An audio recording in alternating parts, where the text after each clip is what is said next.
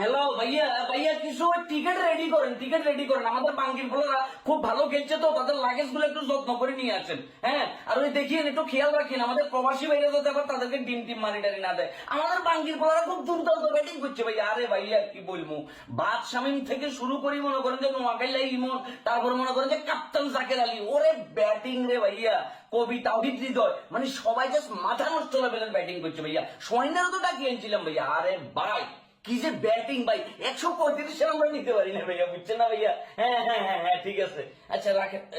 পাপন কাকা কল। আরে কাকা কাকা আমরা তো ফুল পদে পদে কাকা, একদম ডাইরেক্ট মনে করেন পাকিস্তানিরা আমাদের কেমন বেজ্জতি করছে। মানে আমরা এখন আমাদের উচিত আমাদের বলদ গুলারে মনে করেন যে কিয়া বলদিয়া ভিসা দিই, ডাইরেক্ট মনে করেন পাপুয়া নিয়ে নিতে পাঠানো। জি জি কাকা, হ্যাঁ আরে কাকা কাকা রাখেন রাখেন রাখেন। ফারুক ভাই, আরে ভাইয়া আপনি তো নির্বাচন নিয়ে খুব ব্যস্ত আছেন ভাইয়া। এই যে আপনার টিমের মানে আপনার বোর্ডের পোলা মনে করেন যে ব্যাটিং এর নামে যে হুম্মা শুরু করে দিয়ে খেলা